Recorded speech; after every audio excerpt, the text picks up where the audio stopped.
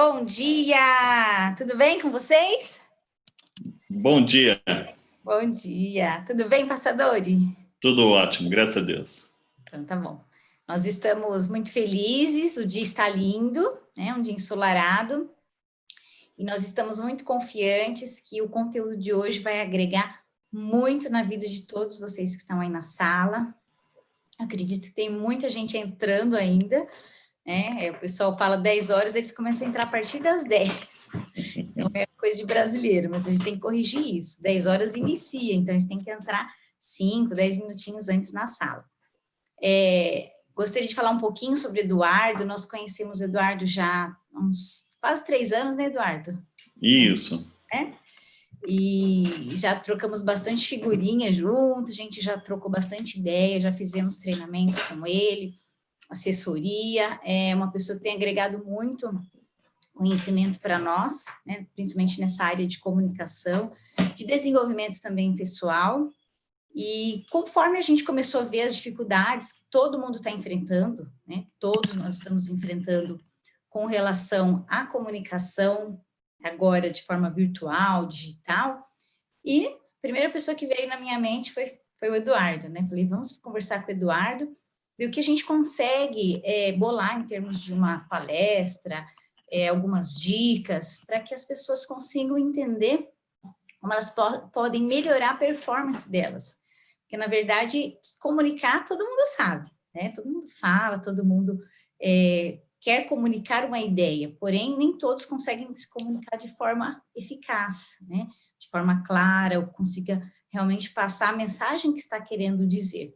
Então, nós vamos aprender muitas técnicas hoje, muita coisa que a gente nem imaginava que precisaria entender para a gente conseguir se comunicar. Vocês vão realmente se surpreender ao final dessa palestra. Eu confio que vocês vão se surpreender com tanto conteúdo bacana que vocês vão ter acesso hoje. Não vou me alongar, né? Porque quem vai dar o treinamento é o Eduardo. Sim, eu queria pedir para que vocês desligassem as câmeras, tá? Para que não atrapalhasse na hora do treinamento. Todos os áudios também já estão desligados. Se for necessário, no final nós vamos solicitar, tá?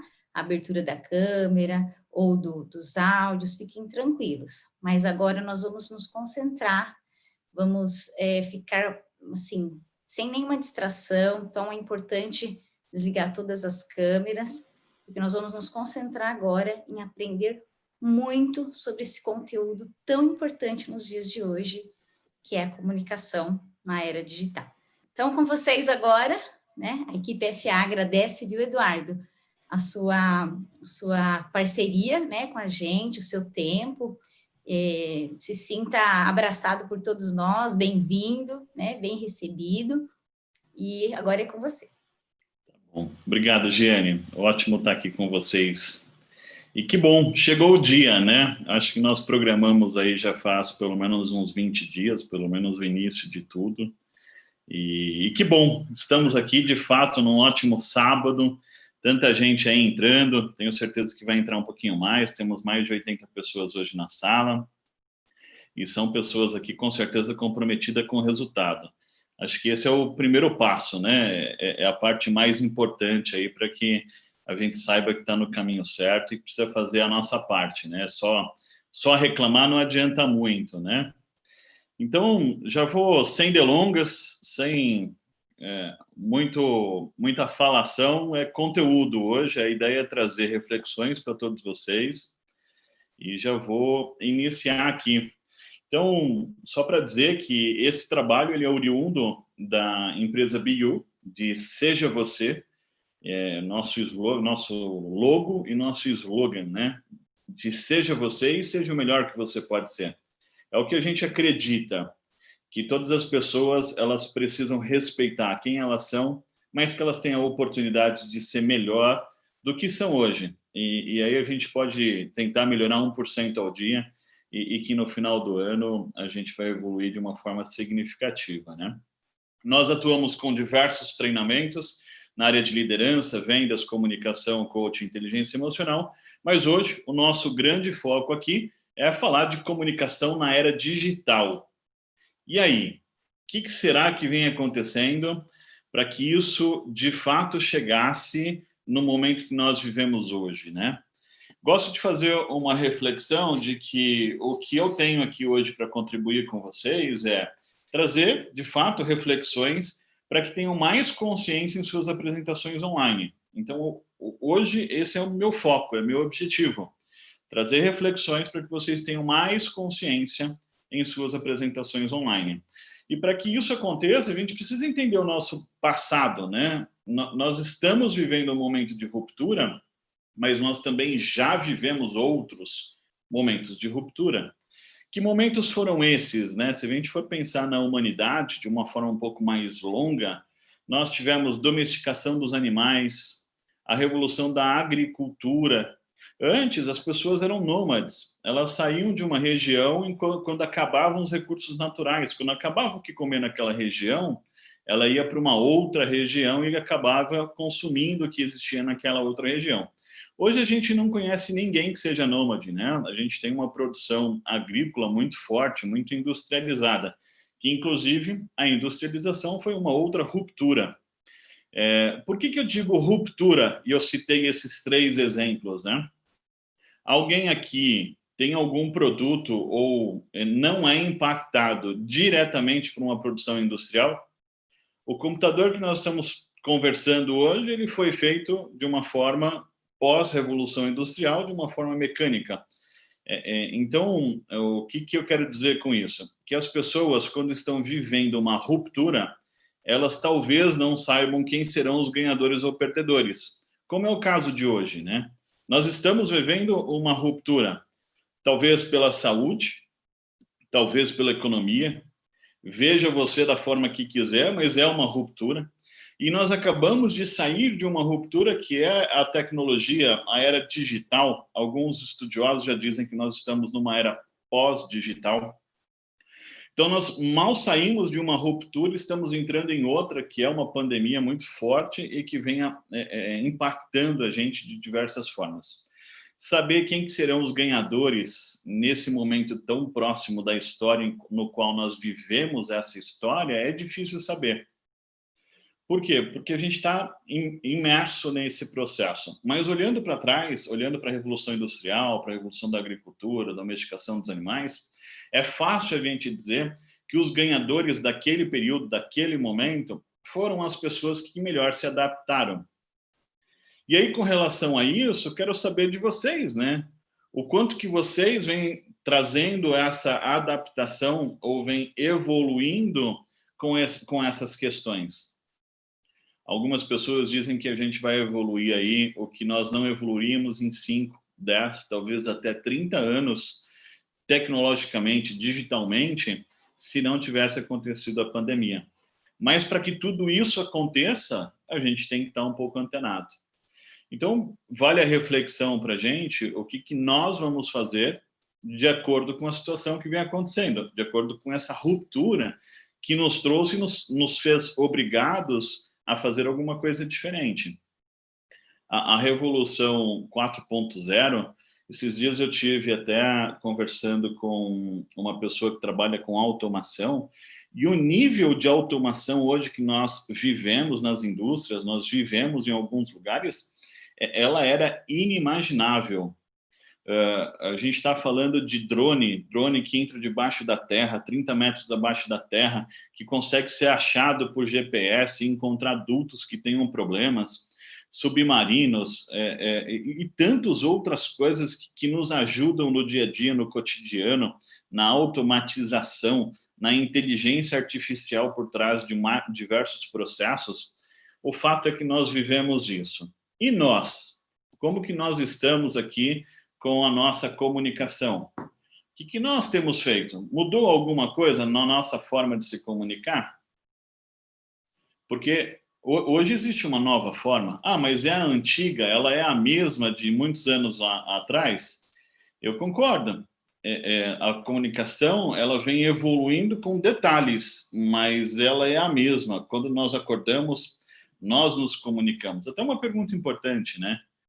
Quando não nos comunicamos, porque nós nos comunicamos a todo instante, será que nós não nos comunicamos? em algum momento, algumas pessoas podem dizer, nós não nos comunicamos quando estamos dormindo. E há controvérsias ainda. Será que não? Porque algumas pessoas até dormindo falam, né? Então, a gente tem diversos momentos que a nossa comunicação ela existe. A diferença é a comunicação que ela seja eficaz. Gosto muito dessa analogia. Por que pequenos problemas se tornam grandes? Vamos pensar nesse carro de Fórmula 1. Quanto que ele vale? Milhões? Quanto dinheiro foi investido para que ele ganhasse uma corrida? E, às vezes, um simples detalhe de um pneu furado acaba atrapalhando esse processo para que essa máquina tão valiosa atingisse o objetivo dela de atravessar a linha de chegada. E será que na nossa comunicação também não é assim? Por quê? Porque a comunicação ela é feita de detalhes e, às vezes, um simples detalhe atrapalha toda a nossa comunicação, seja ela presencial ou online. E atenção a esses detalhes que nós vamos ter hoje, entender o que de fato pode impactar na sua apresentação, na sua fala e trazer relevância quanto a isso.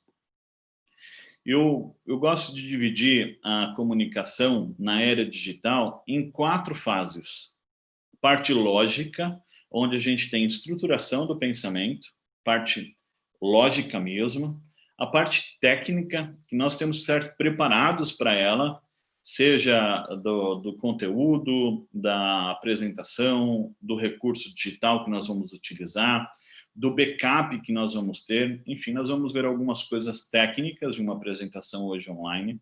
A parte física, que é a minha voz e o meu corpo, fazendo essa comunicação para que ela seja facilitada a compreensão, e a conexão emocional, que eu preciso criar alguns gatilhos, algumas estratégias para que eu possa me conectar com vocês.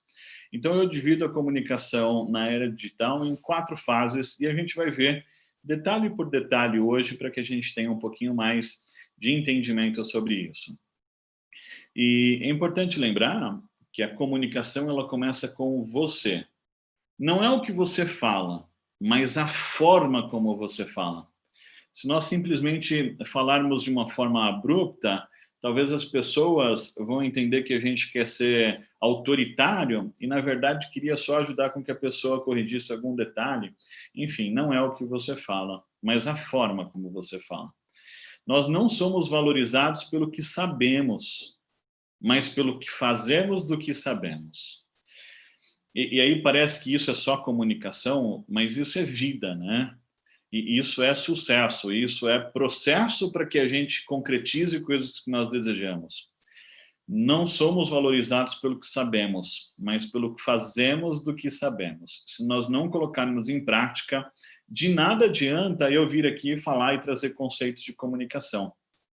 Se você não testar no dia a dia, se não experimentar, não colocar em prática, errar, corrigir, até que acerte, dificilmente a comunicação, seja ela presencial ou na era digital, ela vai ter sucesso, né? Ou ela vai ser da forma que poderia ser. E aí, pensando em alguns problemas comuns, nós temos que observar que, até antes de entender o que fazer, a gente tem que perceber o que a maioria das pessoas elas vêm fazendo, né? E aí, a maioria das pessoas, elas têm algum tipo de medo, algum tipo de trauma. Deixa eu só interromper um pouquinho, que sumiu aqui da minha tela, quero só saber se vocês estão me ouvindo e vendo. Estamos ouvindo, vendo você, mas a apresentação não está. Não está. Voltando aqui, só me confirma se você está vendo agora. Agora sim, só que ainda não... Agora sim. Agora sim. Legal. Obrigado, Gê. Então, problemas de comunicação. Medos, nós temos uma série de receios. Medo do quê? Medo de ser avaliado, medo de errar, medo das pessoas começarem a descobrir quem nós somos de verdade. E tudo isso, normalmente, foi feito por traumas que nós tivemos de experiências passadas Eventualmente, nós subimos fomos a público falar com 2, 3, 5, 10 pessoas, 100 pessoas, e não tivemos uma experiência tão positiva quanto gostaríamos. E aí fica no nosso subconsciente esses traumas. A nossa educação, ela nem sempre foi tão positiva para que a gente tivesse aí o nosso melhor desempenho. Quem é que numa sala de aula estava conversando com um amiguinho lá na infância, na adolescência, ou até mesmo na faculdade, e aí o professor, você que estava conversando aí, nos fale sobre o que eu estava apresentando, do que está escrito aqui. Então, a pessoa já estava ali no momento vulnerável, de fato, sem prestar atenção, e os professores ainda causam mais traumas na nossa educação. Então, a nossa educação, em algumas coisas, elas são falhas com relação à habilidade de se comunicar. Não estou falando de disciplina, não estou falando de respeito, que eu acho que são outras coisas que também precisam ser ensinadas, mas a nossa educação não nos prepara para falar em público, não nos prepara para comunicar de uma forma adequada. Quem é que teve, em faculdade, em escola, alguma aula que falasse de comunicação, onde a gente organizasse melhor as nossas ideias, usasse o corpo para expressar as nossas opiniões, visse recursos técnicos para a gente utilizar e ter melhor resultado, usando uma linguagem mais visual, usando uma linguagem mais técnica, né, se aproximando um pouco mais das pessoas, ou até, quem sabe, criando conexão emocional. Dificilmente alguém teve, e eu pergunto isso até em palestras de uma forma aberta, e no Brasil todo a gente vê que pouquíssimas, raríssimas exceções de pessoas que tinham talvez um curso de formação em jornalismo, teve uma matéria, mas muito pequena perto do que poderia ter, mas a grande maioria nunca foi preparado para isso. E bloqueios emocionais que nós mesmos criamos. Eu não sou bom. Quantas pessoas não acreditam no seu potencial, né? Então, nós temos uma série de problemas, de desafios com relação à comunicação, que a gente tem que tomar consciência deles, pelo menos, para tentar mudar alguma coisa, né? Outros problemas comuns, falta de planejamento. A gente tem aqui brasileiro, né? Normalmente deixa para a última hora. No mundo todo isso acontece, mas nós temos um desafio ainda maior, né?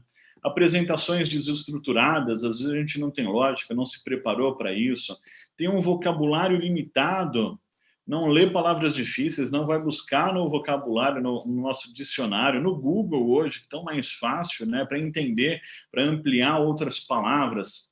Repertório limitado de formas de apresentação, de abordagem, qual é o sentido, como que eu vou sair de uma situação, como eu vou apresentar de uma forma diferente. Então, muitas vezes as pessoas se limitam no seu repertório.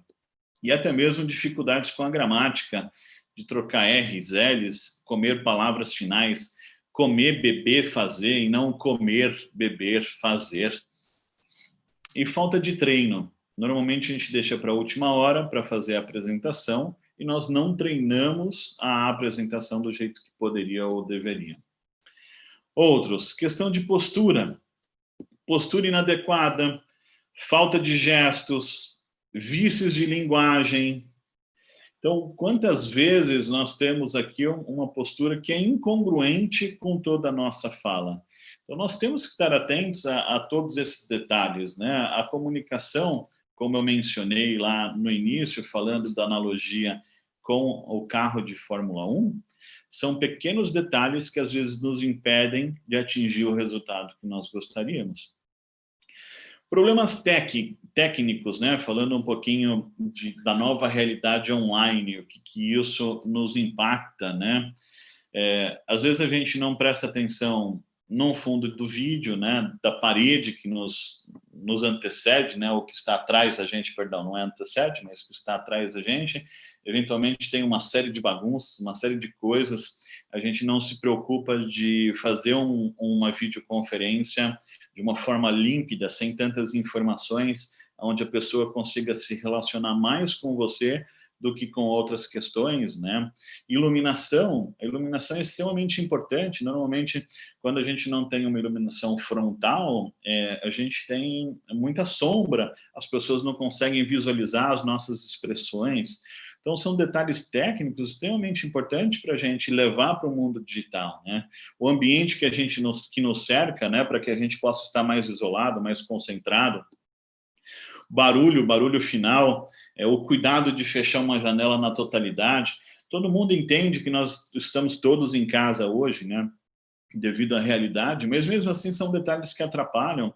Importante aqui dentro do grupo, né, todos fecharam o áudio, todos fecharam os vídeos, para que pudesse não dispersar com outras atividades, com outras coisas que acontecessem. Então, todos isso são detalhes importantes dentro de uma apresentação na era digital, né? E conferir até a internet, ter backup, né? Se uma coisa não funciona, como é que eu vou fazer? Todo mundo entende que hoje a nossa internet também está um pouquinho mais devagar, eventualmente trava, eventualmente tem alguma coisa, mas no mínimo conferir isso é importante, né? Ter algum backup, uma outra pessoa tocar a sua apresentação quando possível, né? Nesse caso aqui é mais desafiador, porque é uma coisa técnica, né, que é do meu conhecimento. Mas no trabalho de vocês, façam em dupla a apresentação. Se a sua internet estiver ruim, a outra pessoa consegue tocar do ponto que parou, né? Hoje eu tenho aqui um outro computador do meu lado que ele está pronto na apresentação, que se tiver um outro problema, eu consigo tocar essa apresentação com uma internet compartilhada de um celular. Não, talvez não seja a mesma qualidade da minha internet que eu tenho aqui, mas eu estou preparado para que isso, se surgir, eu rapidamente consiga fazer o login na sala e vocês não ficarem sem conteúdo. Então, são detalhes que às vezes a gente não pensa, mas que é a oportunidade que você tem para impactar a pessoa com quem vai falar e às vezes acontece algum detalhe e esse problema, esse período passa, né? Outras coisas, a gente desconhece recursos técnicos, tem dificuldade em preparar os recursos audiovisuais, como uma apresentação que eu estou trazendo para vocês, e não é que precisa ser tão estruturada, tão bonita, né? Aqui não é mérito meu só, o conteúdo é meu, mas outros profissionais fizeram essa apresentação que eu faço aqui hoje para vocês.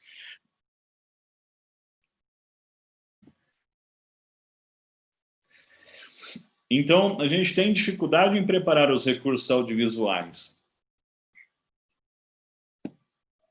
Limitação sobre o uso do espaço, né? Eventualmente, quando a gente tem mais oportunidade, até mesmo a mesa onde nós estamos, a preparação para que a gente faça isso, a disposição na sala, iluminação, fluxo, uma série de coisas que a gente precisa pensar com relação a isso, né?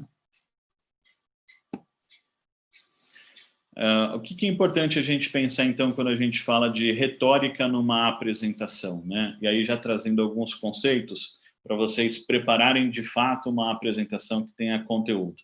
Até aqui, eu trouxe insights para vocês refletirem. Com relação ao planejamento de uma apresentação, aqui estão alguns tópicos que são extremamente relevantes. Deixa eu voltar aqui. São extremamente relevantes para vocês. Sobre o que eu vou falar? Eu tenho claro qual que é o meu objetivo? Hoje, o meu objetivo aqui é comunicação na era digital. Está claro para mim. Eu tenho que passar a mensagem sobre isso, ajudar vocês, pensando no meu objetivo lá, a refletir, trazer novos conceitos para que vocês possam ter uma melhor apresentação online. Para quem eu vou falar? Qual que é o meu público, né? Hoje está claro para mim quem são vocês, o trabalho que vocês executam, o desafio que vocês têm de comunicação. Quando eu vou falar? Por quanto tempo eu vou falar, né? Onde eu vou falar? Como? Qual vai ser a minha abordagem? Desculpa, está repetindo ali por quanto tempo e o que eu quero que as pessoas façam a partir da minha apresentação. O que eu quero que elas façam é tão importante quanto toda a mensagem que eu vou trazer, porque senão de nada adianta eu trazer conteúdo se não tiver um objetivo, se não tiver uma ação no final. Vamos pensar em estrutura? Em estrutura a gente tem que ter começo, meio e fim. Só um segundinho, aqui. Começo, meio e fim. Ah, Eduardo, mas isso é óbvio. Sim, é óbvio, mas a maioria das pessoas acabam não fazendo uma estrutura de uma forma adequada. Então, sempre quando vocês pensarem em uma fala, seja ela simples, seja num elevador, como a gente fala no elevator pitch, ou seja numa fala um pouco mais longa, numa palestra, numa apresentação, ela precisa ter uma estrutura, começo, meio e fim. E aí, dentro de diversas reflexões para esse momento que nós estamos vivendo, eu trago algo novo, que não foi apresentado ainda em nenhum outro treinamento, em nenhum outro conteúdo, em nenhuma outra estrutura para que a gente possa ter uma apresentação mais relevante, que é: venda o ponto-chave, encontre a essência da sua mensagem. Muitas vezes a gente começa a divagar sobre muitos conteúdos, mas a gente não sabe qual é a essência, qual que é o ponto, qual é a minha intenção com relação à ação que eu vou promover, à fala que eu vou ter.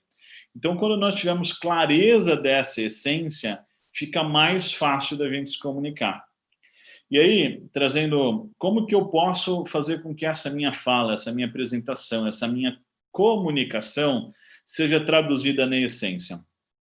Quando a gente vai comunicar o essencial, ele é o mais importante. O que na sua fala é mais importante para aquela pessoa, para aquela relação que eu vou ter, para aquela interação que eu vou ter. E aí nós temos 6 pontos principais para tornar a minha comunicação essencial, para tornar ela atrativa, para tornar ela interessante, para que ela seja de um impacto mais forte do que o comum, que é simplicidade. A minha comunicação precisa ser clara, eu preciso ter a habilidade de detectar boas ideias. Gosto muito dessa frase assim: ser mestre da exclusão. Porque nós temos muitas ideias, mas a gente deixar de incluir boas ideias é o que faz com que nós possamos nos tornar a nossa comunicação mais simples. Surpresa. Eu tenho que trazer algumas coisas, despertar o interesse, a curiosidade, trazer o inesperado, né? Tem algumas formas, algumas técnicas para que a gente possa fazer isso. Concretude, tudo que nós formos falar tem que ser palpável na ação humana, tem que ser assim, usar o sensorial, conter imagens concretas. Provérbios são muito bons para isso, né? Mais vale um pássaro na mão do que 2 voando. Ele sintetiza, né? Esses provérbios sintetizam essências muito poderosas que ficam gravadas na nossa mente, e a gente passa isso sem perceber, porque são conteúdos que trazem essa concretude muito forte. Credibilidade, né? Algumas pessoas já possuem credibilidade pelo status, pelo cargo, pelo desenvolvimento que teve na sua carreira, porque outras pessoas reconhecem. Mas nem sempre a gente tem essa oportunidade de ser uma referência ou das pessoas conhecerem a gente do jeito que nós gostaríamos ou do que nós já dedicamos para que fossem. E aí existem formas da gente trazer isso, né? Então, ideias aderentes precisam ter credenciais, precisam de credenciais. Eu preciso trazer a informação e já trazer a forma de aplicar isso. Um exemplo simples é, quando eu vou vender alguma coisa, testa aqui antes de comprar. Se você não gostar, não tem problema. Então, eu trago uma credibilidade, né, de forma diferente, de forma prática, já que talvez eu não tenha essa credibilidade no formato que eu gostaria, né? Sentimentos, né? Fazer com que as pessoas elas sintam algo, trazer a emoção, envolver, e aí contar histórias, fazer alguma coisa com relação que tenha essa conexão. Eu ouvi uma história que eu achei muito boa, né? Uma pessoa estava fazendo um processo dentro de uma empresa para reduzir custos. E essa empresa era uma indústria muito grande, elas tinham diversos segmentos, diversos setores. E o consultor que estava fazendo o trabalho naquela empresa identificou que eles tinham um custo muito elevado com luvas. E aí ele poderia simplesmente planilhar e mostrar o gasto excessivo, porque eles compravam com diversas empresas. Existiam mais de 35 tipos de luvas diferentes para cada setor, para cada segmento, e eles compravam com vários fornecedores. E o desperdício com aquelas compras eram muito grandes. E aí ele tomou uma iniciativa diferente. Ele reuniu todos os pares de luva diferentes, os 35 dentro de uma mesa de reunião, em cima de uma mesa de reunião, e trouxe os diretores para visualizar aquilo e trouxe os números. Quando os diretores entraram na sala, estava aquela pilha de luva. Ele não precisou dizer muito que aquilo estava errado, né? 35 pares para uma empresa que é uma indústria, né? Que poderia usar talvez 2, 5, no máximo 10, mas não 35 tipos diferentes de luva. Condensar, consolidar as compras, né? O que ele fez com isso? Gerou mais sentimento, fez com que as pessoas sentissem algo diferente do que simplesmente trazer uma planilha. Então, isso é extremamente relevante para a gente pensar quando a gente está fazendo uma abordagem, uma comunicação, principalmente nesse momento que a gente não tem tanta interação. O que eu posso fazer para impactar mais as pessoas, né? E relatos, né? Contar histórias. Contar histórias multiplica experiências. Ela serve para tomar boas decisões. Tem uma passagem com bombeiros, né? Bombeiros, sempre quando eles saem de uma operação, eles compartilham o que eles fizeram para apagar aquele incêndio naquela determinada situação. Por quê? Porque as outras pessoas, eles podem aprender com aquele resultado, com aquela experiência, com aquela história de outra pessoa. Quando aquela pessoa que ouviu a história se deparar com aquela situação, pode ser que ela use o mesmo conhecimento que foi usado naquela outra situação real. E a gente é assim também, né? Vocês, quando estão fazendo uma abordagem, outras pessoas provavelmente já passaram pelo que vocês estão passando. E, eventualmente, vocês têm uma forma diferente, uma abordagem diferente, só de ter ouvido aquela história, ou de não cometer o mesmo erro, ou até de usar aquela história de uma forma positiva para que tenha sucesso. Então, esses 6 aspectos, esses 6 pontos, eles são fundamentais para que uma comunicação seja clara, para que ela colhe, para que ela tenha aderência. Eduardo, mas, poxa, é muito complexo. Mas faz parte hoje do nosso dia a dia tentar trazer esses conceitos para a nossa realidade. Como que eu consigo isso? Eu consigo isso estruturando uma fala simples, que ela seja, por exemplo, falando do meu passado, presente ou futuro. Se eu falar de passado, presente e futuro e incluir aquelas mensagens, eu tenho uma estrutura lógica. Ou eu posso usar até uma estrutura um pouco mais complexa. Steve Jobs usava alguns pontos para tornar uma apresentação mais persuasiva, e dentro dos tópicos que ele usa para uma apresentação ser mais persuasiva, estão todos aqueles 6 tópicos lá. Que tópicos são esses? Eu preciso causar interesse primeiro. E aí eu estou falando de construção lógica de uma apresentação. A minha apresentação de hoje, ela foi preparada nessa estrutura, trazendo algumas coisas mais simples, trazendo alguns exemplos concretos, trazendo uma série de dicas que eu mostrei naqueles 6 pontos. Primeiro, eu preciso gerar interesse. Depois, eu preciso trazer alguns problemas. Vilão. Quem é o vilão da história da comunicação? No caso da comunicação, foram problemas, bloqueios, educação, uma série de coisas. Mas existe alternativa, né? Existem soluções. E aí nós estamos agora falando de uma construção lógica para que a apresentação ela tenha um resultado diferente. E aí eu começo a mostrar o meu herói, começo a mostrar benefícios e, no final, para que gere ação. Então, quando vocês pensarem numa estruturação de uma apresentação, está aqui uma forma simples, mas objetiva, para tornar a sua apresentação um pouco mais persuasiva. Quem tiver a oportunidade, busca no YouTube o vídeo do Steve Jobs fazendo a apresentação do primeiro iPhone. Essa foi uma das apresentações mais icônicas assim, do mundo, é a que teve mais sucesso até hoje, e ela tem todos esses passos. Ele gera interesse, ele traz o vilão de uma forma forte, traz o herói, que é a solução do iPhone, mostra benefícios e faz com que as pessoas entrem na fila para comprar. Uma coisa importante também para a gente pensar é o design da apresentação, né? A apresentação ela precisa ter uma boa diagramação, que é essa estruturação aqui de gerar um título, gerar conteúdo, ela entrar de uma forma sucinta para que eu possa ir apresentando os conteúdos, que ela tenha contraste entre a cor, entre a linha, que tenha uma proximidade. A tipografia é o tipo da letra, né? Que tipo de letra eu vou usar na minha apresentação que seja mais clara, tem algumas que são bem cursivas, né, que é como se fossem à mão, ela é mais difícil de ler, então a gente tem que tomar alguns cuidados. Que fonte usar, como encontrar, cores mais vivas, combinações, né, dicas para que isso aconteça, trazer uma imagem, o impacto visual, né, dizem que vale mais do que 1000 palavras, gráficos precisam ser simples, se houver. Na minha apresentação, no caso, eu não tenho, mas tem que tomar cuidado quando a gente traz gráficos, que ele seja simples.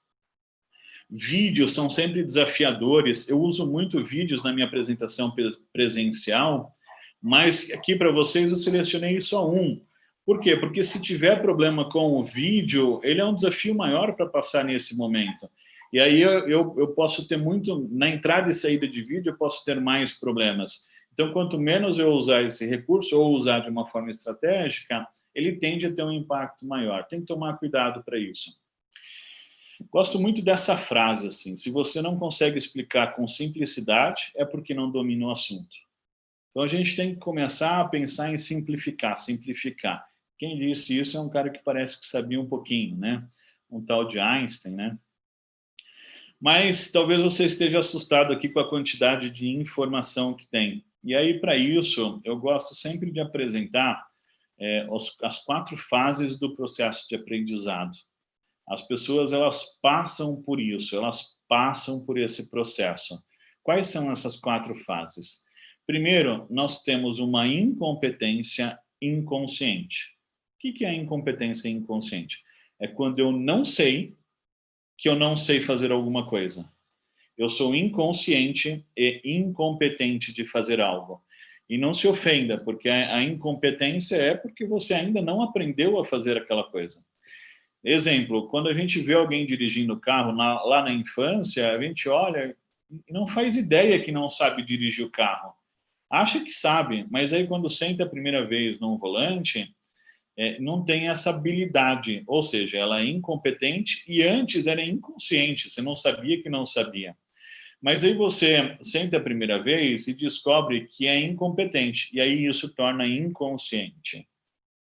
Conforme você vai treinando a dirigir um carro, ou seja, uma bicicleta, tanto faz, qualquer coisa que você vá aprender novo passa por esse processo. E aí nós tomamos consciência que não sabemos fazer algo. E aí a gente vem para uma terceira parte do processo, que é eu começo a ter uma competência consciente. Eu preciso olhar os pedais, eu olhar quando trocava-se marcha, né? Hoje os carros são mais automáticos, mas eu começo a ter uma competência, mas eu preciso estar muito consciente, preciso estar muito atento. Vou andar de bicicleta, ainda tremo um pouquinho, talvez bambeio, mas eu tenho que prestar muita atenção. Mas com o tempo, com o treinar, com as experiências que nós vamos ter, surge a competência inconsciente. Hoje as pessoas talvez não olhem para os pedais quando estão andando de bicicleta, simplesmente conseguem conversar, fazer longos caminhos, dentro de um carro fazem coisas erradas, talvez como falar no celular, conversar com outras pessoas de uma forma displicente, mas essa competência, ela se tornou inconsciente. A pessoa não precisa mais pensar para fazer isso. A comunicação é da mesma forma.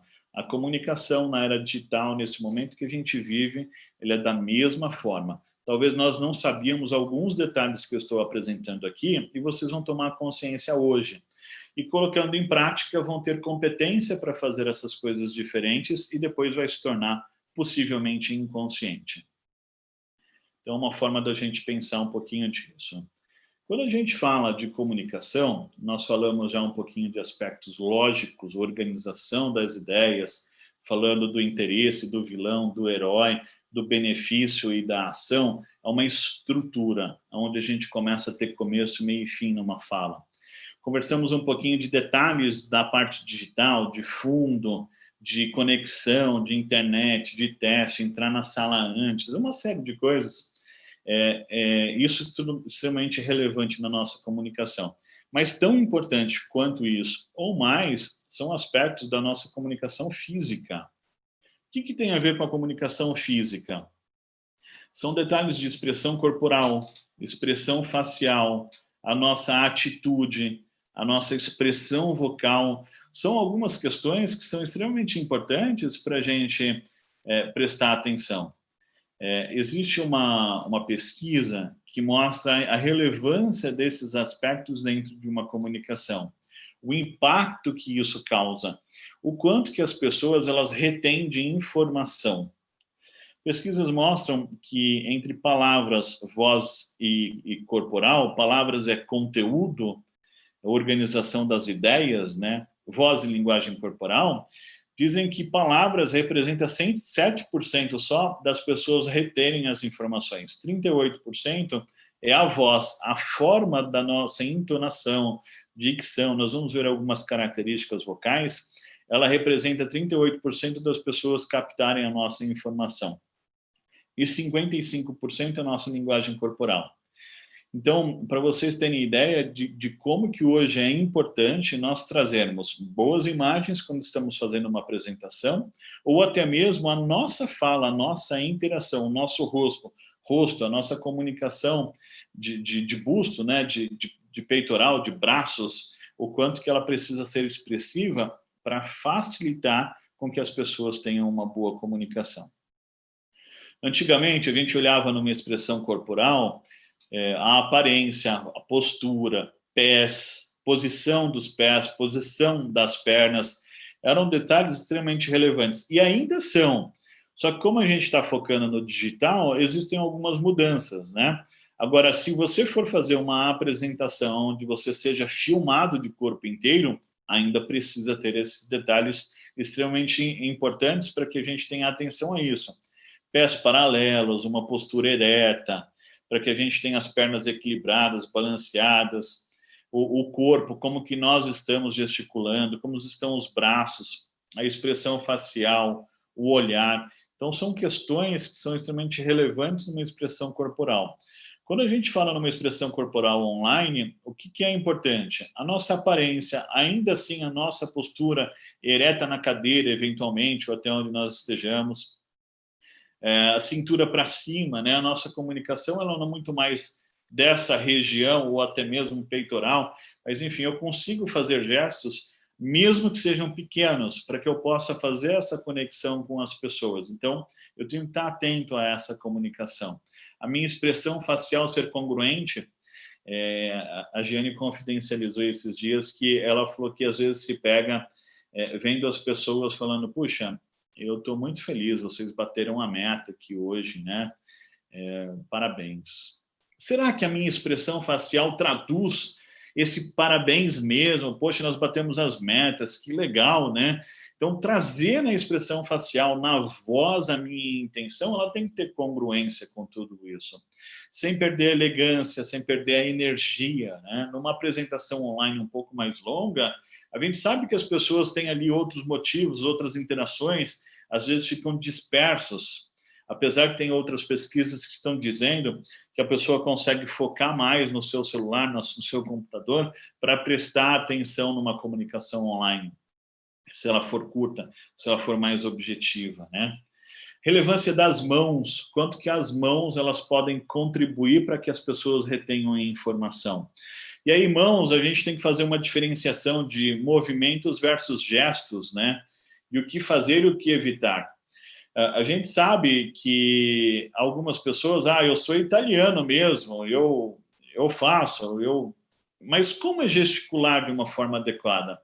Às vezes as pessoas fazem só movimentos, e movimentos são aleatórios. Então, enquanto eu vou falando com vocês, eu estou fazendo um tipo de movimento, mas que esse movimento não agrega nada na fala, e que depois de um tempo, talvez vocês se incomodem com o meu movimento. Mas se o meu movimento tiver conexão com vocês, pode ser que seja mais positivo e faça com que vocês, de fato, prestem mais atenção no que eu estou falando. Então, o gesto ele tem congruência com a fala, ele tem sincronia com a fala. E ele reforça para que vocês absorvam essa informação. Falando de mãos, parece que a gente não consegue passar sem observar o que as mãos nos representam, né? Parece que não tanto, né? Parece que a mão, às vezes, é algo tão despercebido que a gente nem presta atenção.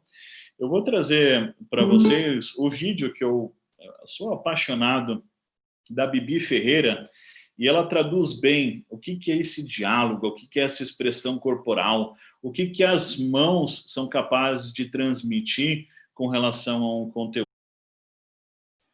Eu vou começar de novo.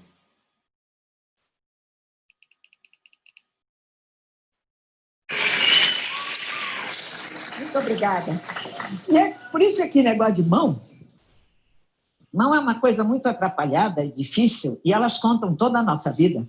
Por exemplo, a mão de Maria Antonieta, ao receber o beijo de Mirabeau, salvou o trono da França e apagou para sempre a auréola do famoso revolucionário.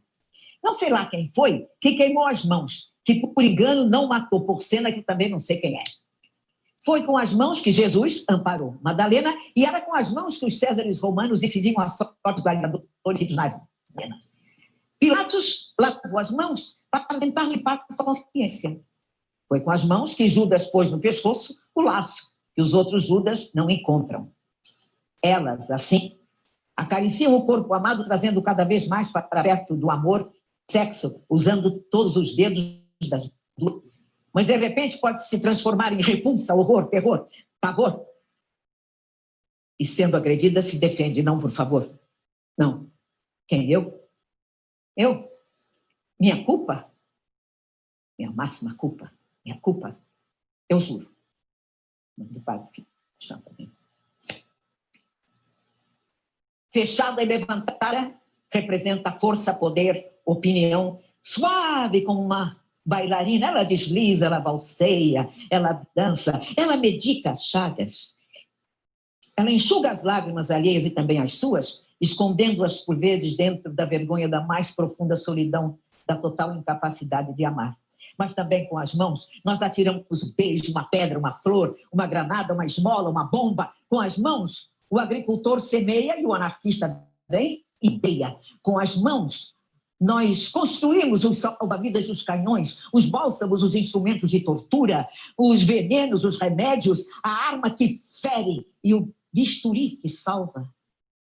Com as mãos, o herói empunha a espada. E o carrasco acorda. Com as mãos, nós tapamos a vista para não ver, e é justamente com elas que protegemos a vista para ver melhor. Os olhos dos cegos são as mãos, os mudos falam com as mãos. As mãos, na agulheta do submarino, levam o homem para o fundo do mar como os peixes, e no volante da aeronave atira-o para o ar como os pássaros. Jesus abençoava com as mãos.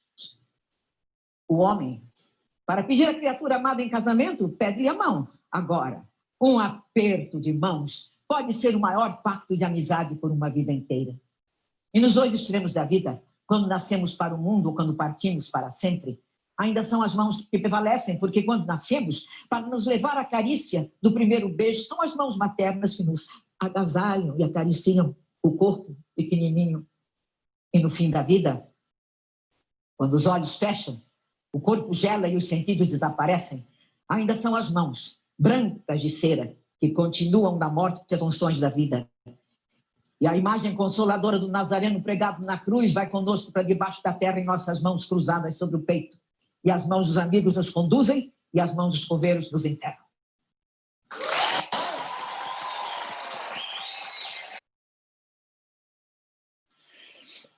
Então, junto com a expressão corporal, com a mão, com o que nós vimos de importância, eu gosto muito dessa atitude na comunicação. A primeira pessoa que falou sobre isso, e aí é só para trazer para vocês, que existem coisas que são tão relevantes que a gente acha que ela é moderna, que ela é atual, mas ela já é utilizada há milhares de anos. A parte de que eu falei do Steve Jobs, que a gente acha que a estrutura, né, de gerar interesse, trabalhar com o vilão, trabalhar com o herói, com benefícios e com ação, é algo novo, que foi o Steve Jobs até quem trouxe. Na verdade, quem criou essa estrutura lá atrás foi Platão. Essa atitude na comunicação, quem trouxe para o Brasil esse modelo, esse formato, essa linguagem, usando essas figuras do elefante, leão e raposa, foi o Oswaldo Melantônio. Ele teve um instituto de comunicação durante 50 anos, um senhor de mais de 100 anos hoje, quase 100 anos, O Oswaldo Melantônio trouxe isso para o Brasil, foi professor de Jânio Quadros, falando de oratória, falando de muitos políticos, né? E o que ele trouxe e diz? A postura do elefante ele é uma condição neutra.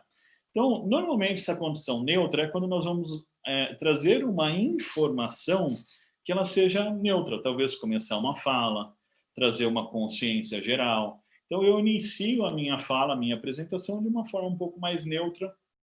E quando eu quero gerar interesse, eu trago uma condição de ataque. Porque aí eu vou trazer mais informação, vou trazer relevância, vou trazer algo que eu preciso me conectar com vocês e que vocês estejam mais dispersos, mais atentos, perdão. Então, eu começo a usar uma comunicação mais próxima, mais firme, mais forte, até mesmo na minha postura corporal quanto na minha voz. E, por outro lado, quando eu quero que vocês prestem atenção, nem sempre é a força, é a astúcia de uma raposa, que é uma condição mais de defesa. Então, eu brinco com essas 3 condições para que eu possa despertar em vocês um interesse maior. Seja com mais força, seja com mais firmeza, ou até usando uma estratégia diferente, como a raposa mais astuta, ela acaba trazendo isso. E, eventualmente, quando eu quero finalizar, eu posso ter uma condição um pouco mais neutra, como um elefante, e trazer esses conceitos, né? Então, dá para brincar muito, inclusive no mundo online isso.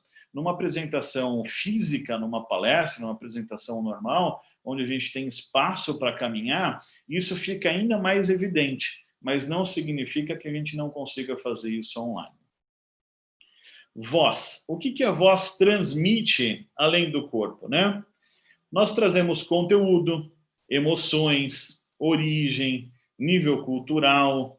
Às vezes, com o simples fato de nós usarmos uma frase, a pessoa sabe que a pessoa é paulista, ou é um carioca, ou um baiano. A gente sabe de uma forma muito sutil, porque o nosso sotaque, a nossa voz transmite isso. O nosso linguajar, a nossa gramática, o nosso vocabulário. As pessoas, às vezes, num simples oi, perguntam para a gente, o que você tem? E você não disse nada além de um oi, mas sabe que você não está com a emoção tão feliz ou tão forte, tão positiva, tem alguma coisa acontecendo. E as pessoas que nos conhecem, ou às vezes até as que não conhecem, conseguem perceber suavemente alguns detalhes da nossa voz. Além disso, é importante a gente perceber que a nossa voz existem algumas características. Nós temos volume, nós temos tonalidade, velocidade. Eduardo, por que você está trazendo isso? Porque existem pessoas que têm muita informação para falar e elas têm tanto pouco tempo para falar e elas gostam de trazer conteúdo para vocês, às vezes não param, por quê? Porque ela pensa muito mais rápido do que as pessoas, de repente, podem absorver a informação. Ou tem pessoas que falam devagar demais, e outras pessoas vão ficando incomodadas com a sua fala. Às vezes, um simples detalhe faz com que a minha apresentação ela não seja eficaz. Seja um volume muito alto ou até um volume muito baixo. Se a gente for pensar de novo lá no carro, lembra do pneu furado? A velocidade, o volume, a falta de expressão facial, a falta de organização do pensamento, às vezes é um detalhe desse que faz com que a sua comunicação não tenha sucesso. E para que a gente possa trabalhar isso, precisa colocar em prática, precisa experimentar. Mas falando ainda de características vocais, às vezes uma pausa, ela pode ser interessante para fazer com que as pessoas possam absorver melhor a minha interpretação, o meu conteúdo. Timbre vocal é seu, ninguém mais tem um timbre igual ao seu. Dicção, e aí eu falei do comer, beber, fazer, comer, beber, fazer, articular bem as palavras. Às vezes as pessoas têm alguma dificuldade com relação a isso, por isso que existem até fonoaudiólogos para nos ajudar a ter uma articulação, uma dicção melhor, e não só isso, né? Eles fazem um trabalho muito maior do que isso, mas essa é uma área onde elas com certeza conseguem contribuir com a gente. Pessoas que têm uma voz um pouco mais anasalada, sonoridade, musicalidade. teatralização da fala. Então, nós conseguimos fazer uma variação interessante, né? Para que não fique de uma forma tão monótona. Então, algumas dicas para vocês de que é importante a gente observar como é a nossa comunicação. E, eventualmente, até pedir que as pessoas gravem, deem feedback para a gente, que você grave a sua apresentação para você depois poder assistir e ver qual é o ponto que possa melhorar com relação a tudo isso. Muitas pessoas possuem vício de linguagem na fala, né, tá, tipo assim, enfim. Todos nós, em maior ou menor grau, temos algum tipo de vício de linguagem. Agora, o que não dá é, tipo assim, eu falar muitas vezes, tipo assim, de uma fala que às vezes é curta e eu vou trazendo, tipo assim, uma mesmo vício de linguagem que vocês param de prestar atenção na minha fala e começam a contar a quantidade de tipo assim que eu falo, de nés, de tas. Quantas vezes na escola nós fizemos isso, né? Puxa, o professor hoje falou 500 vezes tá. E é um número absurdo mesmo, porque as pessoas às vezes não percebem o vício de linguagem que tem. Quando a gente vai pensar ou vai falar alguma coisa, tá buscando o conteúdo, quando eu ainda não sei o que eu vou falar, eu vou buscando onomatopeias, completar esse vazio, porque a gente acha que o vazio, o silêncio, ele é ruim. E aí eu fico pensando em voz alta, em vez de fechar a boca, que pode ser até uma pausa, um efeito, mesmo enquanto eu busco uma informação, faz com que as pessoas prestem mais atenção do que se eu completar com esses grunhidos. Saúde da voz. Quantas coisas nós escutamos que nem sempre é tão positiva, né? Faz gargarejo com romã, faz mel e limão, toma uma cachaça. Enfim, existe de tudo com relação à saúde da voz. Agora, as próprias fonoaudiólogas dizem que o que é comprovado cientificamente são esses dois produtos que estão aí, água e maçã. Água por quê? Porque ela dissolve a nossa saliva, que ela vai ficando um pouco mais seca, mais pastosa. E a maçã ela tem a mesma função. A maçã ela tem componentes distringentes, que também dissolvem a nossa saliva e faz com que limpe a nossa voz, a nossa fala. Daí uma dica importante para que as pessoas consigam também ter uma comunicação, seja digital, seja no presencial, uma voz um pouco mais limpa, um pouco mais fluida. Falando de parte emocional, de se conectar com as pessoas, eu gosto muito de uma frase do Paul Meyer. Entusiasmo é o primeiro método de persuasão sem pressão. Sempre quando a gente trabalhar com entusiasmo, com paixão, acreditando no que a gente tem para fazer ou falar, a gente consegue aí persuadir as pessoas sem tanta pressão. Falando de parte emocional, para que eu possa me conectar melhor com as pessoas, eu preciso entender um pouquinho melhor o comportamento das pessoas. E aqui é só uma reflexão, eu não consigo hoje aprofundar, nem por questão de tempo, e até mesmo por questão de lógica, de didática, que eu precisaria interagir mais com vocês. Hoje a gente tem muita gente em sala, mas me comprometo aí, quem quiser conhecer um pouquinho mais sobre comportamento humano, me procura. Mas é importante a gente ter uma noção de que existem, no mínimo, 16 tipos predominantes de comportamentos das pessoas. E existem 4 que são muito mais fortes, ou seja, os 16, eles são intersecções de um estilo com o outro. O dominante, ele é uma pessoa muito mais focada no resultado, na ação. Ele sai fazendo antes de planejar as coisas. E quando a gente vai falar com uma pessoa dominante, vem falando, contando uma história, trazendo de onde veio, de onde surgiu, a pessoa parou. Eu não quero saber disso, eu quero saber o resultado, eu quero saber o que isso me ajuda, o que isso me agrega. É uma pessoa focada na ação, uma focada pessoa no dinheiro, na execução. Já uma pessoa influente, ele não é tão focado no resultado, ele é mais focado na emoção, nas pessoas. E aí uma pessoa influente, ela gosta de entrar no ambiente e chegar conversando com todo mundo, é uma pessoa agradável, Algumas pessoas são até desconfiadas, porque a pessoa influente ela fala demais.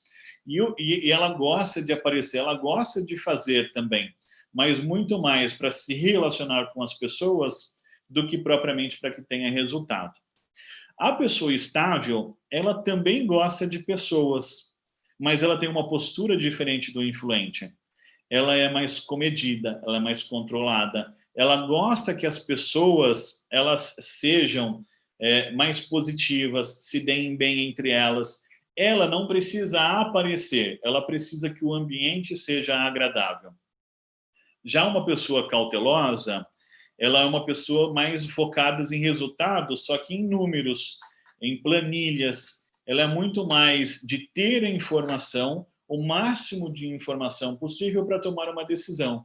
Diferente do dominante, que o dominante é mais foco no resultado, foco na ação. Vai fazendo depois planilha. O cauteloso não. Planilha para depois tomar uma ação. E às vezes o dominante influente, dominante cauteloso, ele traz um perfil diferente, por isso que existem 16 tipos. Mas se vocês hoje entenderem desses 4 e buscarem um pouco mais de informação disso, vai ser muito mais fácil na hora de vocês se comunicarem com alguém. Aqui numa palestra é difícil saber o perfil de todos, mas se eu tiver com 3, 4, até 5 pessoas, eu consigo identificar o perfil de cada uma delas e adequar a minha comunicação, a minha linguagem para poder se comunicar com elas. O dominante eu seria muito mais objetivo, prático. O influente eu deixaria a pessoa falar um pouco mais porque ela gosta de aparecer. O estável eu mostraria para ela que o que nós vamos fazer vai ter a integração das pessoas. E para convencer o cauteloso, eu teria que apresentar planilhas, resultado, testes que foram feitos para que a pessoa possa se convencer de que aquela é uma boa decisão. Então, é um pouquinho disso, de estilos de comportamento e comunicação, para que a gente possa adequar a nossa linguagem, para que a gente possa se conectar emocionalmente com as pessoas que nós estamos interagindo. Atenção também com a maldição do conhecimento. E isso é muito forte, assim. As pessoas, depois de receber informação sobre comunicação, ou estudam, fazem pós-graduação, mestrado, doutorado, e as pessoas não se sentem preparadas para colocar em prática. Ainda assim, fogem de situações, têm medo. Quando deveria ser o contrário, né? Já que tem informação, já que tem uma postura diferente, já que tem conexão, por que não usar? Então, cuidado com essa maldição do conhecimento de achar que precisa sempre estudar mais, sempre buscar mais informação para que tenha o resultado necessário. Pelo contrário, acredite em você. E aí, crie conexão emocional. Cada vez mais a gente precisa ter mais humanização, mais bate-papo, mais informal, mais foco na solução, que é o que a gente vai fazer daqui um pouquinho. Tentar entender os desafios de vocês por meio de um bate-papo para tentar interagir, trocar ideias, fazer com que vocês, de fato, coloquem na prática o que precisa ser feito, né? Tem uma frase, e aí para encerrar mesmo a minha apresentação nesse sentido, trazendo conexão, que é extremamente importante para vocês se conectarem com as pessoas, que é: seja você, seja autêntico. Gosto muito de uma passagem que eu li, que dizia, as pessoas, quando elas são elas mesmas, elas têm 50% de chance de agradar e 50% de chances de não agradar. Quando ela finge ser uma outra pessoa, ela tem os mesmos 50% de chance de agradar e os mesmos 50% de chance de não agradar. Mas quando a pessoa que foi agradada e se sentiu satisfeita com aquela mensagem que não era ela e descobre que você não foi verdadeiro, aqueles 50% de chance que você tinha aproximado, tinha verdade, que tinha gostado de você, ela deixa de gostar de você. Portanto, seja você, seja autêntico, para que você possa expor aí o que você é de verdade. Então, por mais que tenham conteúdos, que tenham ideias novas, seja você. Tenta acrescentar um pouquinho de cada vez. Faz um processo de empenhamento, né? Vai trazendo conteúdo vez a vez, para que não seja uma coisa artificial, que você não seja você. E aí, o meu desejo é que você seja o melhor que você pode ser. E aqui a gente dá para contribuir com isso, que eles também conseguem passar para vocês. Muito bom, Eduardo. Nós estamos aqui felizes, né? Falo que se deliciando com tanto conteúdo bacana. Parabéns pelo conteúdo. Acredito que todos que estão na sala gostaram. E o que eu vou fazer? Vou mediar algumas perguntas que eu vi no chat. Se alguém tiver alguma pergunta específica, né? Sei que é bastante conteúdo, de repente as perguntas virão depois, mas a gente também pode encaminhá-las depois para o Eduardo. Mas nesse momento, eu vou até aqui entrar no chat para ver. Gostaria de saber quando estamos palestrando, é certo colocar uma das mãos no bolso? A Thaís está perguntando. Tá bom. Tem mais umas perguntas lá para cima. Thaís, esse não é um problema, tá? Você colocar mãos no bolso, cruzar os braços, não é um problema. Eu vou trazer esse exemplo aqui. Alguns especialistas dizem que é ruim, né, eu conversar com vocês de braços cruzados. Quando eu fico assim, a minha palestra, a minha apresentação, o tempo todo, aí sim não é adequado. Por quê? Porque eu perco a minha conexão com vocês, a minha interação. E a mão no bolso funciona do mesmo jeito. Agora, se eu coloco a mão no bolso ou cruzo os braços por um período enquanto eu estou conversando com vocês e não perco essa conexão, enquanto alguém fez uma pergunta, enquanto eu estou num momento ali tirando alguma dúvida mais tranquila, tá tudo certo. Existem muitas regras que a gente entende que é um grande problema. Mas aí eu te pergunto, Thaís, esse momento aqui dos meus braços cruzados, será que te incomodou tanto? Por eu ter ficado alguns segundos com os braços cruzados? Eu só estou usando o exemplo porque é difícil vocês visualizarem as mãos no bolso aqui, mas que funciona da mesma forma, tá? Então, às vezes, a gente recebe dicas um pouco furadas. Quando você estiver nervoso, olhe num ponto fixo no fundo da sala, para que você não veja as pessoas. Na verdade, a gente precisa se conectar com as pessoas. E a nossa postura corporal, ela precisa também traduzir a nossa intenção. Então, por isso que passar muito tempo com as mãos no bolso, ela pode ser ruim.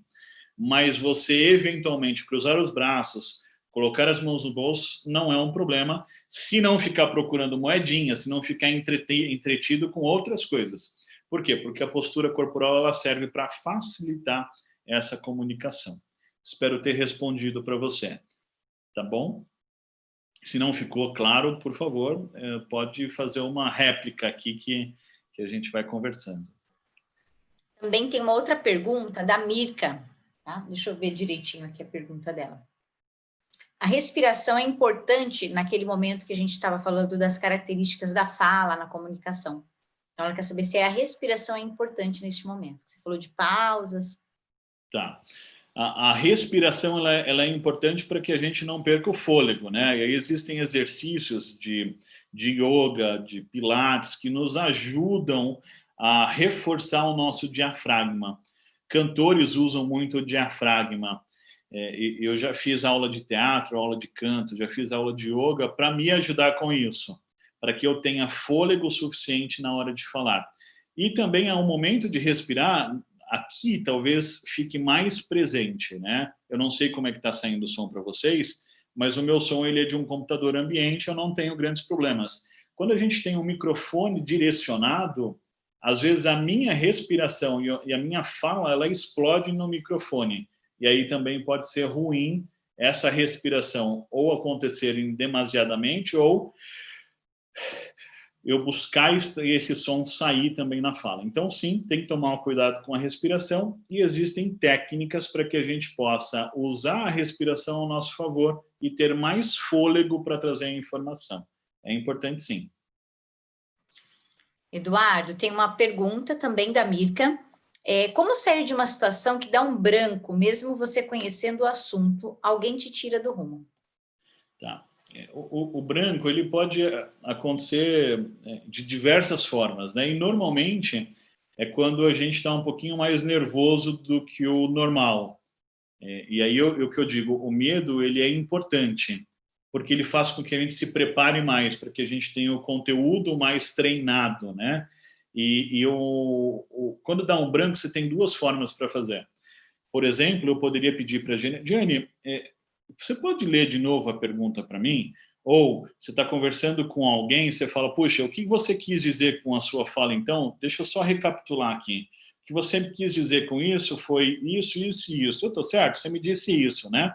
Que talvez você falando o que a pessoa acabou de falar, ou pedindo para ela perguntar de novo, falou, puxa, eu acredito aqui que eu estava te respondendo uma coisa, mas eu quero ser mais assertivo.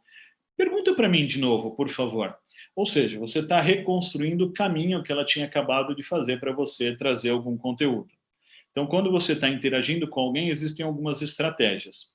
Se você está numa apresentação e dá um branco, você tem algumas saídas, que aí você não tem ninguém para perguntar, ninguém para trazer um conteúdo, mas tem ali uma apresentação, normalmente, ou pelo menos uma sequência lógica. E se der branco no que você estava falando, você pode ou simplesmente parar e falar, puxa, eu estava seguindo o raciocínio nesse caminho aqui, mas eu quero voltar num ponto que é importante, depois eu retomo aqui. Porque esse ponto não pode passar despercebido. E aí você traz a atenção para algo que você queira naquele momento, que você fuja daquele branco, e a hora que você começa a reconstruir de novo, a probabilidade de você lembrar do seu conteúdo ela é muito grande. Enfim, são algumas dicas, né? Para que a gente possa fugir desse branco, se acontecer. O ideal é que a gente tenha uma estrutura de tópicos principais e a gente siga esse roteiro, que aí dificilmente a gente vai ter um branco tão grande. Vamos pensar no conteúdo, no roteiro, gerar interesse, trazer uma questão ali de vilão, herói. Como eu penso no conteúdo, eu sei do que eu vou fazer com isso, eu sei que depois eu tenho que trazer o benefício e gerar alguma ação para as pessoas. Então, eu começo a construir uma estrutura lógica que é mais difícil me dar um branco e eu não conseguir continuar a minha fala. E se também deu branco, não conseguiu voltar, não conseguiu sair, gente, peço desculpas, estava aqui nesse raciocínio, mas é importante a gente retomar daqui. E aí, retoma, e o importante é não parar. O jogo tem que continuar. Muito bem, estou gostando. Tem mais perguntas chegando, ó, do Márcio agora. Como diminuir ou deixar de usar os vícios de linguagem? Primeiro, a gente tem que ter consciência dos vícios de linguagem, porque normalmente a gente não tem. Às vezes uma pessoa fala para a gente fica irritado com ela. Então a gente pensa de uma forma ruim. E pelo contrário, qualquer feedback que seja positivo é importante para a gente. Então grave uma apresentação sua, grave uma fala, porque o vício de linguagem ele é presente. A gente tem. Agora tu precisa descobrir qual é. E pede também dicas das pessoas. Poxa, você identificou algum vício de linguagem em mim? A hora que você identifica o né, o tá, o tipo assim, não importa qual seja o seu vício de linguagem, a hora que você identifica, quando você vai falar, você já traz para a consciência. E é importante pensar por que você usa aquele vício de linguagem.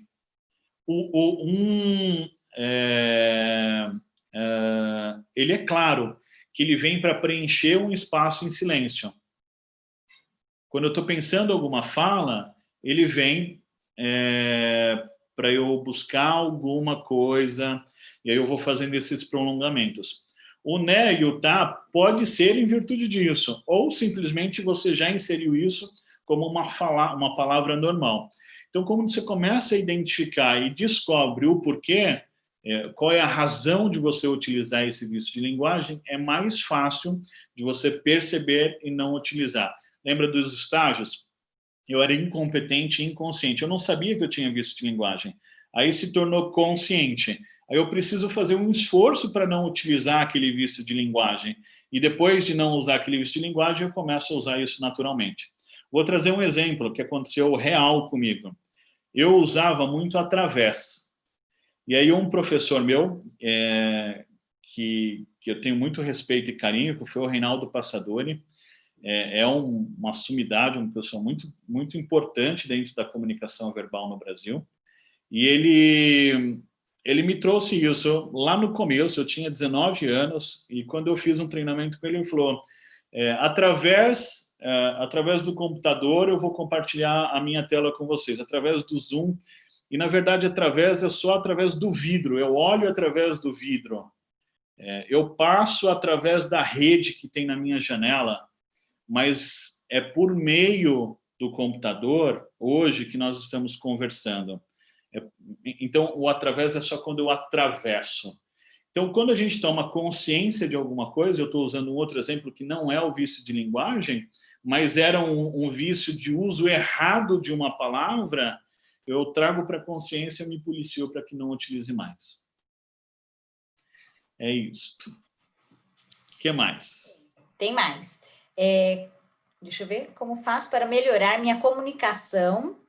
Qual o primeiro passo? Tem alguma dica? Essa pergunta é da Carolina Sampaio. Olha, eu vou dar a dica. A dica é a gente sentia, Carolina, essa dificuldade, né? Nós, diamantes, fizemos o curso, procuramos o Eduardo Passadori para fazer exatamente esse aperfeiçoamento, para aprofundar esses conhecimentos que ele passou hoje. São conhecimentos que, na época, eu nem tinha. Eu comecei a ter contato com esses conteúdos a partir do treinamento mesmo que eu fiz com ele. Vocês já tiveram contato com o conteúdo, estão mais adiantados. Mas para aprofundar cada conteúdo desse, é necessário, sim, você fazer um curso. Aí não tem como, ele está te dando dicas, com a maior boa vontade, está esclarecendo as dúvidas, mas eu garanto para você que isso não é o suficiente para que você melhore, né, a sua comunicação. Complemente aí, por favor, Eduardo. Giane. Dica da Carolina Pai. É verdade, você já completou, já deu a resposta que eu daria, sim. A ideia de uma palestra, a gente precisa entender isso, tá? A palestra, ela traz insights, ela traz ideias, ela traz reflexões para vocês. Às vezes, algumas pessoas pegam essas reflexões e já colocam em prática no seu dia a dia, mas nem sempre. E aí existe o treinamento, que são encontros, que são momentos que a gente faz, a pessoa se grava, a pessoa se assiste, recebe feedback, então ela tem um tratamento personalizado para que ela possa aperfeiçoar a sua comunicação. É uma outra forma. É a única? Não. Você pode ler livros.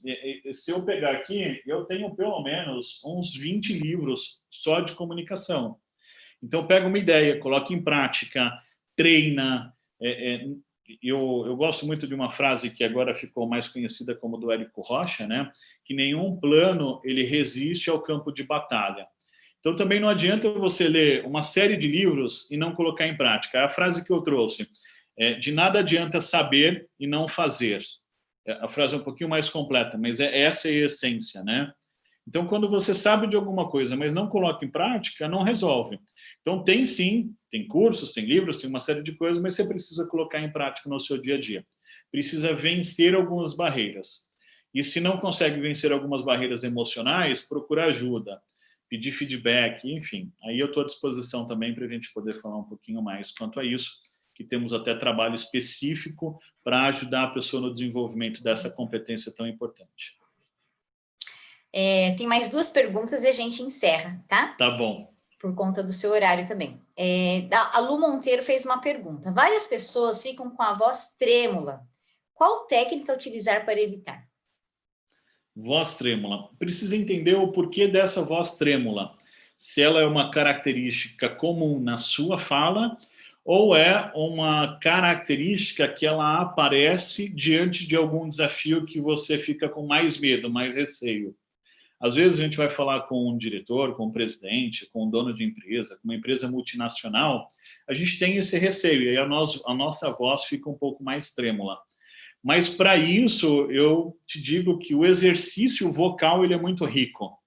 Existem algumas coisas que nós fazemos de exercício na nossa voz, seja para aquecer a voz ou até mesmo para desenvolver, onde a gente consegue ter uma melhor dicção, consegue ter uma melhor pronúncia, mais fôlego, mais ar para manter esse conteúdo.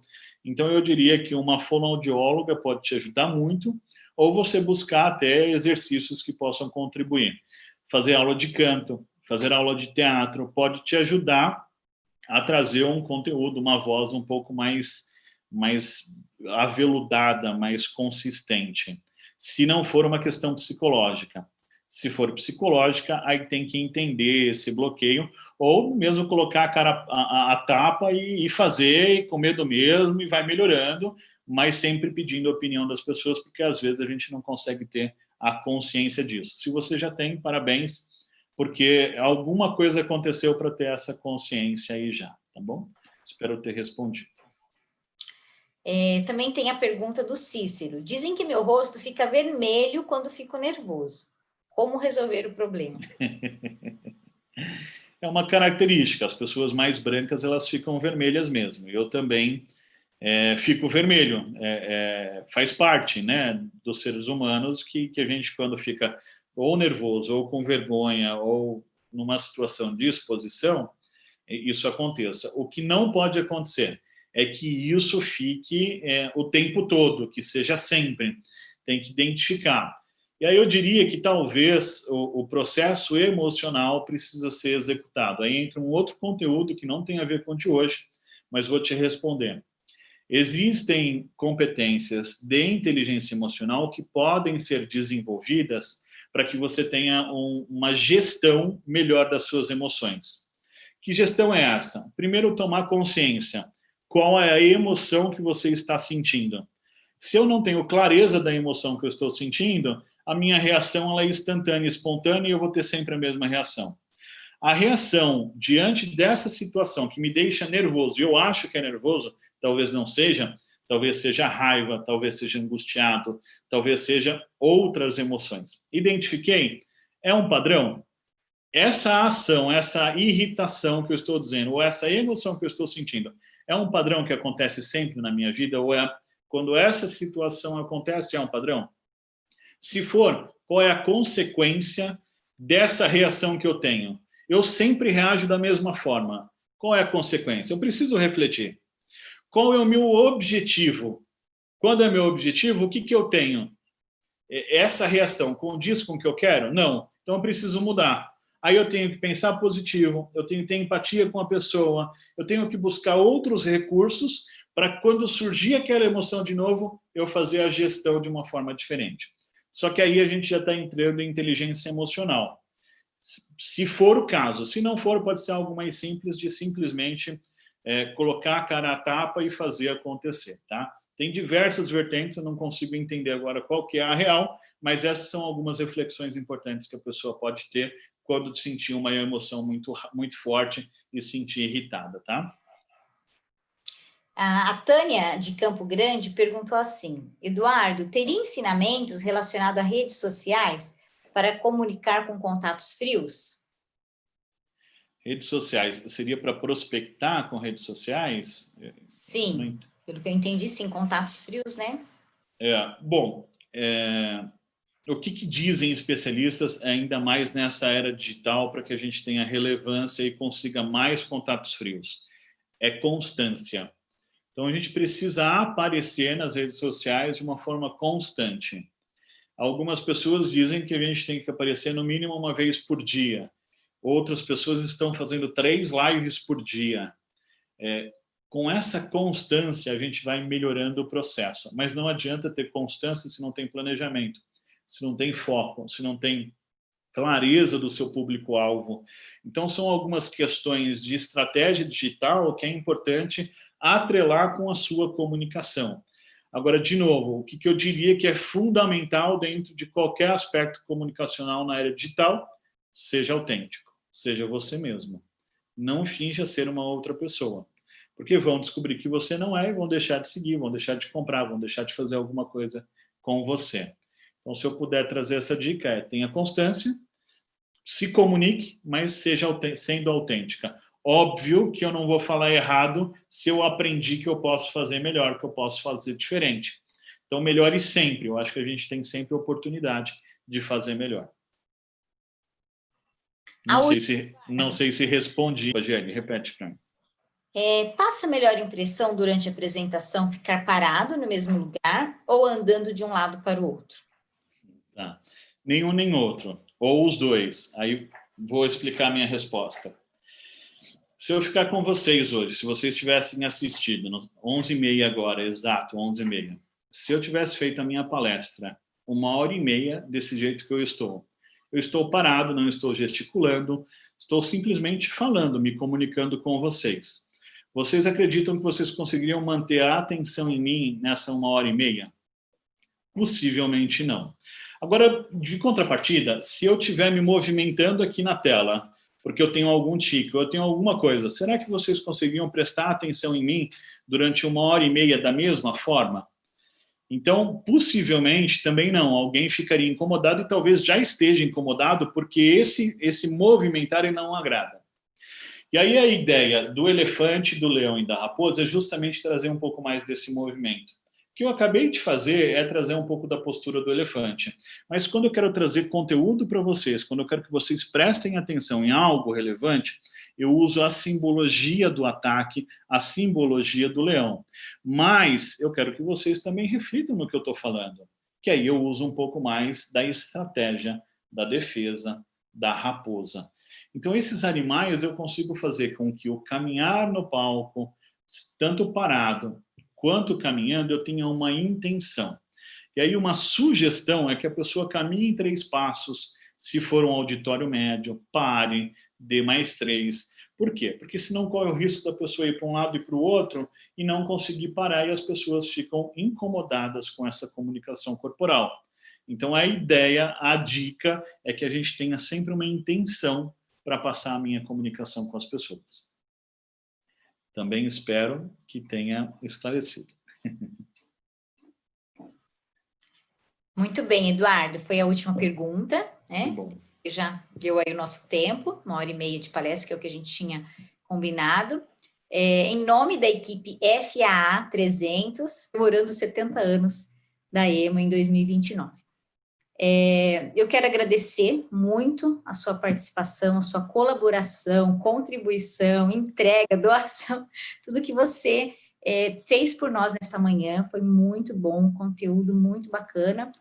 E reforço, gente, aquelas pessoas que querem aprofundar, como nós buscamos também esse conhecimento, busquem aprofundar, porque na nossa área, nosso trabalho, é extremamente importante esses conteúdos de comunicação.